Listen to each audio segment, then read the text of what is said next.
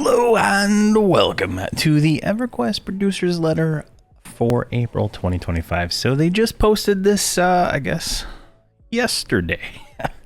It is the 3rd. I saw it on Reddit, and I've been reading all the the comments and stuff on it and stuff like that. And yeah, so let's go into it here. So this is the Producers Letter. They do this, I think, every quarter, maybe every twice a year.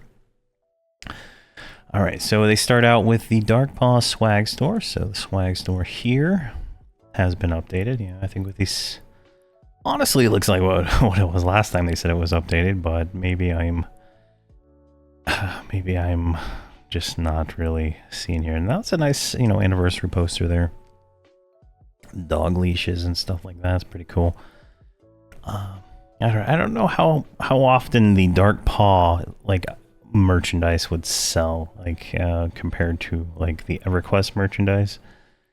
If you were an employee of the company, I could see it, but non-employee, I wouldn't see the draw there. But I don't wear shirts with any kind of logos though, so that's a different kind of thing there. All right, so the swag store was updated. As a matter of fact, we just added the 26th anniversary key art poster. Yeah, so that's what we just said. If you have suggestions or ideas on what you'd like to see in this next swag store update, let her know. And you know what would be really cool, like the classic. Maybe it's on here. Like the classic art, right? Like the classic art from the game as posters. I think that would be really cool. Like, see how they have the Claws of Vishen and the Terror of Luckland poster? What about the original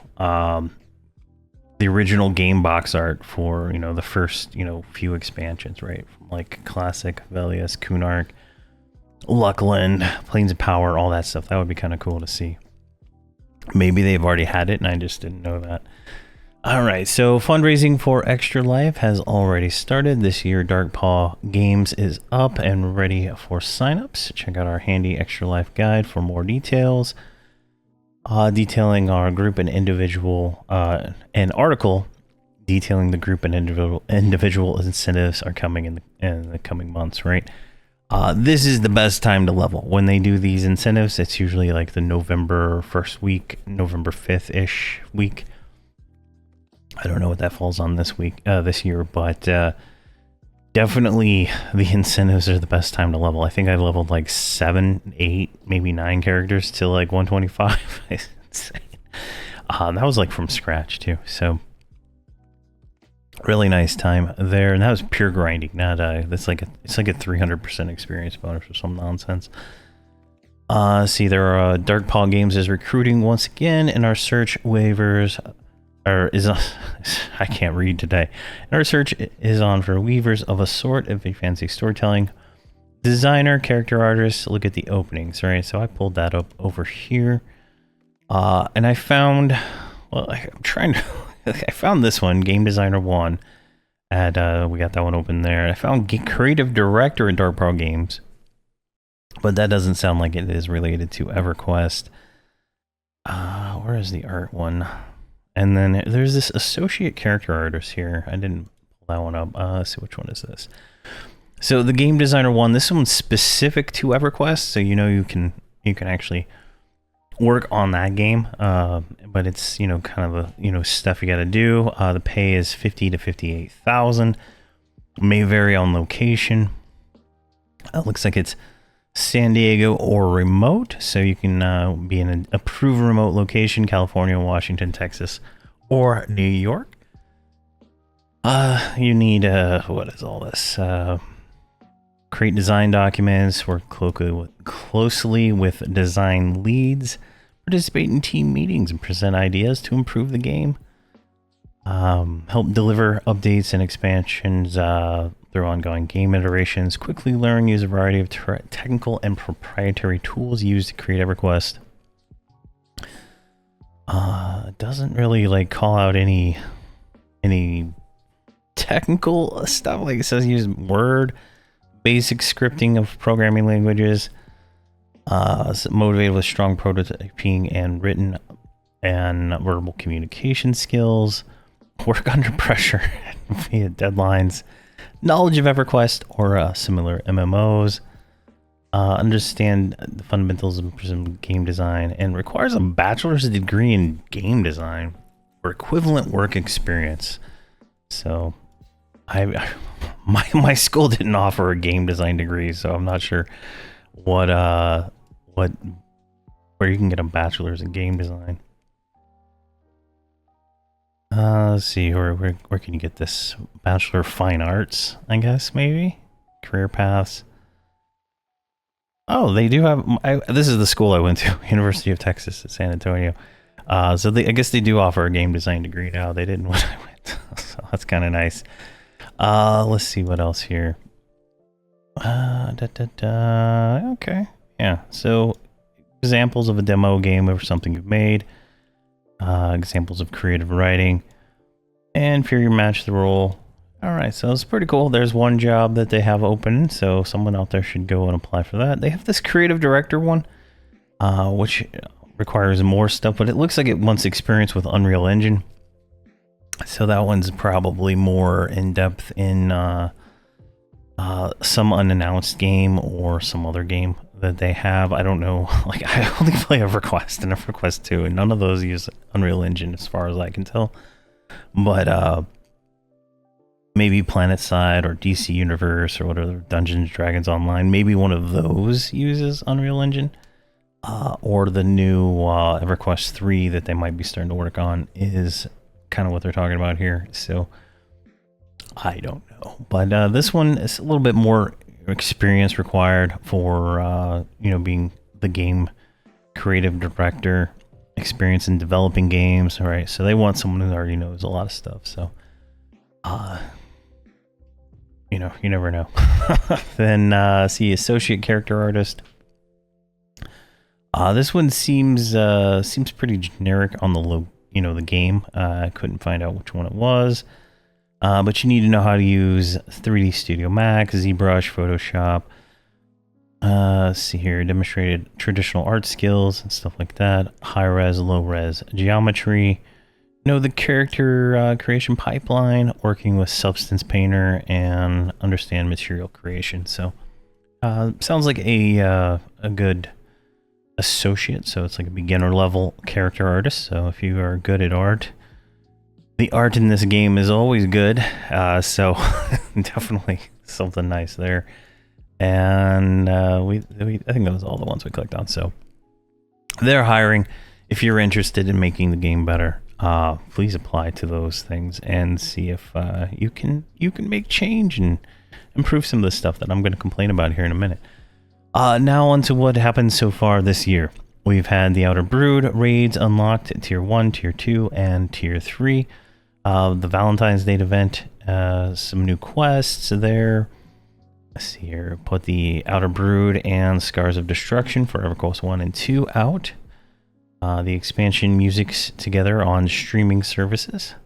Now, I want to listen to music. I probably should, but I can't turn it on in the game because you get copyright notices. So it's very unfortunate. We've had several unlocks on our time locked progression server. See, Brood A has come and gone with the hoisting of ales in celebration of our honor of Braille. Bristlebane Day saw some new content and paper bag ornaments. Stomples Day made a reappearance. And lastly, we celebrated the 26th anniversary with new content and awesome jade items just for logging in. Let's see here. The anniversary stuff will be until April 20th. The anniversary tower will be unvaulting the heritage crates for a limited time, and so on and so on. So here's a breakdown of everything I just said in month by month, right? So now let's look forward to the coming months. Rathe Day is a way of bringing attention to Earth Day. Be sure to join us and help us save something endangered in Norath. Tempest Festival will be back with some new content. Our new time-long progression servers will be launched. Pride Month will return with some pet illusions for your collection. Hardcore Heritage and Scorched Sky will make their return, and we have a host of unlocks across the current TLPs. So April, Wrath Day, more 26th anniversary event. Ardoon and Rizlona go to Torment of Velius. Mischief unlocks Empires of Kunark. Tempest Festival, new content. May progression server launch in this one, the new one, the TLP server. We'll talk about that here in a second. Yellowneck unlocks the Veil of Alaris. Oakwind unlocks the Secrets of Fwador. Teak and Tormax unlock Omens of War and Dragon of the North. Alright, June Pride Month giveaway. Hardcore Heritage, Scorched Sky, Mischief unlocks Ring of Scale. Now, to discuss what you've been waiting for, the new TLP server rule set will be an expanded start with a resource hunter and counter-locking legacy true box. Legacy characters in true box, alright? A lot of stuff going on there. True box will be removed within the Planes of Power unlocks, which is actually kind of nice. Read on for more details. Alright, so what is expanded start? Expanded start, you will start with Runes of Kunark, Scars of Elias, and Lucklin unlocked with a level cap of 50. With a level cap of 50, alright? Enjoy access to more varied level 50 experience with Ixar and Vashir available on launch day. Alright. Interesting. Interesting. Spend 24 weeks experiencing everything in our first 3 expansions have to offer before the level cap is increased to 60. All right. Let's think about that for a minute. Planes of Power unlocks 12 weeks later. 12 weeks later. Oh my gosh. All right. Followed by an additional unlocks happening at regular cadence with a compressed level 60 range. All right. Let's think about this here. So you can go from 1 to 50 at the start for 24 weeks. All right. 24 weeks. 24 weeks. And then at the end of the 24 weeks, the level cap gets increased to 60. All right. And then you have 12 more weeks until Planes of Power. That's, I don't know, like, that doesn't sound fun to me, but it might sound fun to somebody else. So there's that. Because, like, okay, like at the end of Kunark, right? None of the loot is level locked, and none of it, like, it's all free. You know, you can put it on a level 1, right? But Volak loot is level locked to 55 plus. Sleeper's Tomb stuff is 55 plus. Defensive for warriors is 55 plus. These raids aren't going to be fun because, you know, you're going to have warriors get, like, you know, one shot. Yeah. I'm pretty sure the Lucklin stuff is like Vexthal raid stuff is 60 required, but I could be wrong on that. It might be, you know, a variation, but I think the Aten Hara stuff is at least 55, just like the Volak loot, right? Because they had to add all that stuff in because people are like twinking level 1s, and it was, you know, not fun for, you know, the developers, I guess, because it was fun for players. So they had to nerf all that with required levels and stuff like that way back then.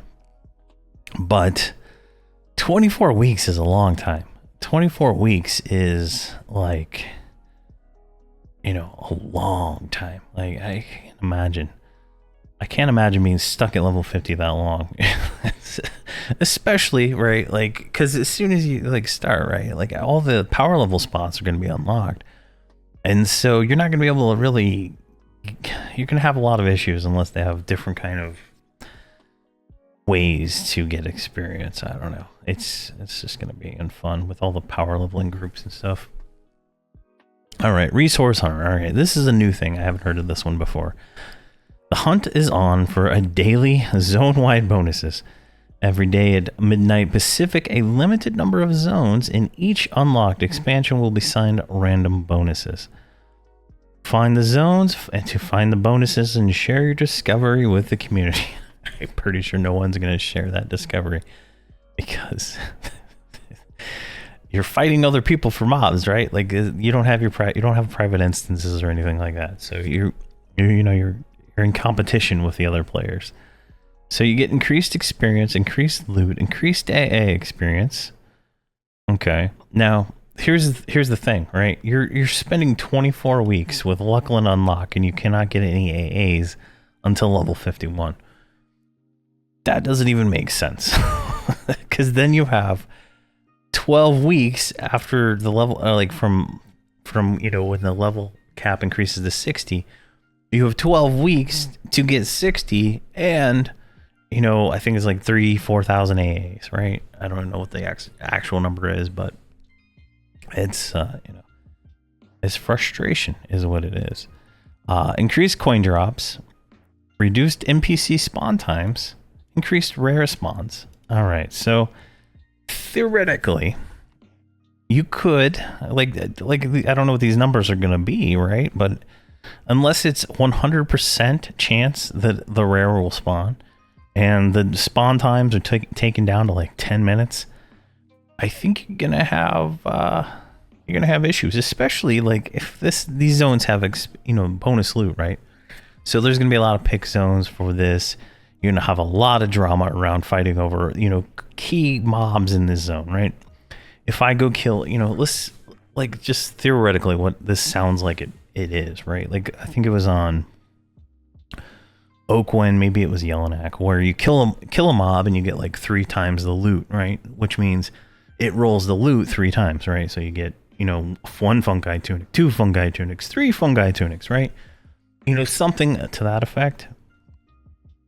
So that's that's going to lower prices of items, obviously, because there'll be more items in the world, right? I think Viniki did it too, and stuff like that. So I mean, it just unless these times are like ridiculously crazy, it's not going to be fun. I just don't see it being fun for me. All right, and then name reservation, so you can reserve your name. Let's see here. April 30th, if you have 200 days played on your character, you can reserve your name, so on and so on. I believe it costs like $25 or $20. I can't remember. Let's see here. So expanded start is it's been a request for some years. Players wanted more expansions unlocked from the start. Here's looking at you, players, the main Ixar and Vashir. With this year's expanded start, players will have access to more player races, locations, and tons of content with oodles of loot to obtain right off the start.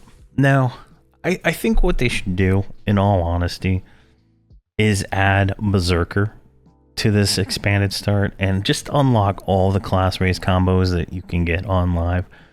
Because I think it really feels bad for someone who wants to play a Berserker or, like a Halfling Paladin or some nonsense, that doesn't unlock until later.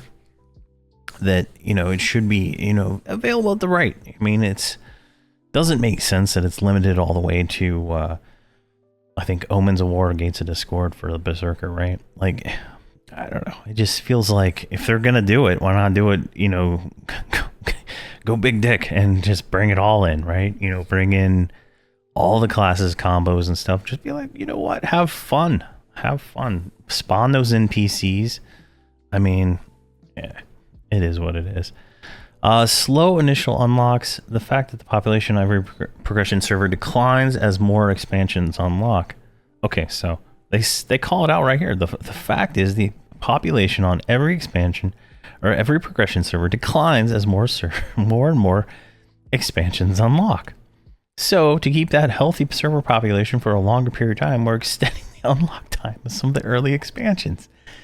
I don't think that's really what the problem is. I can see it in my video content, right? Like if I make a video for anything past, let's say, Luckland, there's a lot less views than if I make a me killing Vox and Nagy video. Like it doesn't make sense to me because I enjoy the current content, but a lot of people do not like anything beyond Lucklin. Like, I would even say Velius. Right? I know a few people that they play the TLPs. As soon as Velius is done, they're gone. They don't play it anymore. They don't play in Lucklin. They just wait till the next TLP server and go play a different game. And that's perfectly fine, right? There's nothing wrong with that. That's, you don't like Lucklin because the game changes a lot. The game changes a lot at Lucklin. The game changes a lot at Omens. It changes a lot at whatever the 75 expansion is, and then it changes again at the 85 expansion. Then it changes again at the 95, and then at 100 it changes. At 105 it just completely changes, and it doesn't change again until ever, right? From 105, from Empires of Kunark until the Outer Brood, the expansions all follow the same formula, and before that it's all different, right? So there's definitely something to be said about that, but it just feels like if they want a healthier population, they need to get rid of the guys that are AoE farming and power leveling people and things like that are negative to the community, right?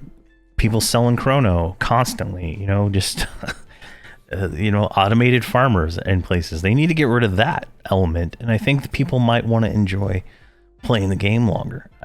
That's like, as a player, talking to people come in my Discord and they complain about things, and they tell me things.